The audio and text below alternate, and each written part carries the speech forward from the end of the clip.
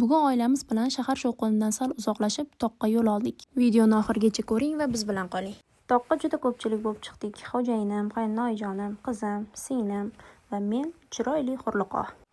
Yo'l yurdik, yo'l yursak ham mo'l yurdik. Va nihoyat birinchi manzil Bochkaga yetib bordik. Bu yerda bizni juda ko'p qarindoshlar kutib olishdi.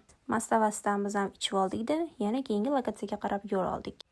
Keyingi lokatsiyamiz Chinorkent Kanatga bo'ldi. Men juda mashhur bo'lgan bloger Shahzoda Sarifjonimni ko'rib qoldim va uning singlisi va bolalari bilan rasmga tushishga harakat qildim. Bu yerda xorijiylarning bir-biriga mehr-muhabbatini ko'rishingiz mumkin.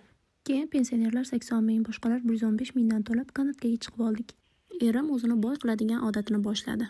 Men esa kabinada yurib, kontentim uchun video ola boshladim. Atrofni go'zalligiga mahliyo bo'lib, u yoqdan oldim, bu yoqdan oldim, ish qilib har narsa qildim. Bizdan keyingi kabinada buvim, onam, singlim, opcham va uning 4 nafar egizaklari uchib ketishayotgandi. Bir-birimizni ko'rib qoldik va qo'l ko'tarishdik. Bizdan oldingi kabinada esa katta opcham, pochcham va uning 2 nafar bolasi uchib ketishayotgandi. Biz yuqoriga chiqib, o'sha mashhur oynali joyda rasmga tusha boshladik. Assalomu alaykum, xush kelibsizlar deb turibman negadir. O'zim ham bilmayman nega qo'limni ko'ksimga qo'yib olganimni. Keyin bir g'ayrat qilib tepalikka chiqib oldik va bu yerda ham rasm tushishlarini davom ettirdik. Butun Chinorkentda faqatgina bizning oilaning ovozi eshitilardi. Ishonmasangiz eshitib ko'ring.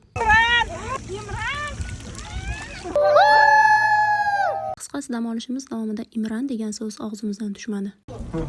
O'tir Imronjon, bolajon. Bizni keyingi manzil Yusufxona Oqqum plyaj bo'ldi. Bu yerda kater uchdik. Bu yerga kirish odam boshiga va mashinaga 30 mingdan bo'ldi. Kater esa 2 milliondan oshiq.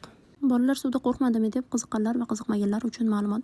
6 ta ataman umuman qo'rqmadi. Meni chaqalog'im esa 40 minut uxladi. Men esa bu orada Munisa Rizayevning o'tib ketarmikan degan trendga video oldim. O'tib ketarmikan? O'tib ketarkan qaranglar. Xullas katerda uchishga umumiy ketgan vaqtimiz 1 soat bo'ldi. Bu yerda ham yo'l yurdik, yo'l yursak ham mo'l yurdik. Dog' toshlardan oshdik. Cho'l biyobonlarni ko'rmadik-ku, lekin suvlik joylarda juda ham ko'p yurdik. Keyin muzikalar aytdik, o'ynadik, kuldik va nihoyat o'sha sharsharaga yetib keldik. Niagara sharsharasini kutgandim, lekin kichkina bir sharshara ekan. Mana biz sharsharaga keldik, do'stlar, biz sharsharadamiz. Mana bu kadrlardan esa siz bola bilan sayohatga chiqishni plyus va minus tomonlarini ko'rishingiz va o'zingiz uchun xulosa chiqarib olishingiz mumkin. Bu opamiz juda ham qiynaldilar, 4 ta bolani eplash oson emas ekan. Shu sababli qayerga borsalar o'zlariga hamroh sifatida singlisi va onalarini ovalarkanlar. Bu kadrlarda erimdan muzdek suv bilan qo'qonlik tabib sifatida borma-o'ri qilib qo'yishlarini so'rayapman. Bir payt onamni ikkita kuyovi suvga kalla tashlayman deb qo'sa bo'ladimi? Katta opam erini ko'zi qiymasdan non ishlatib olmadi xolos. Juda ham xavotirlandi. Pochcham suv tagida delfin kabi suza ketdi. Qaynonasi ham xavotirlana boshladi. Bir payt qarasam onamning onasi, ocham, ya'ni buvim kemani ruliga o'tiribdi. Kuyovlar qolsin, o'zim haydab ketaman deb haydashni boshladi deng.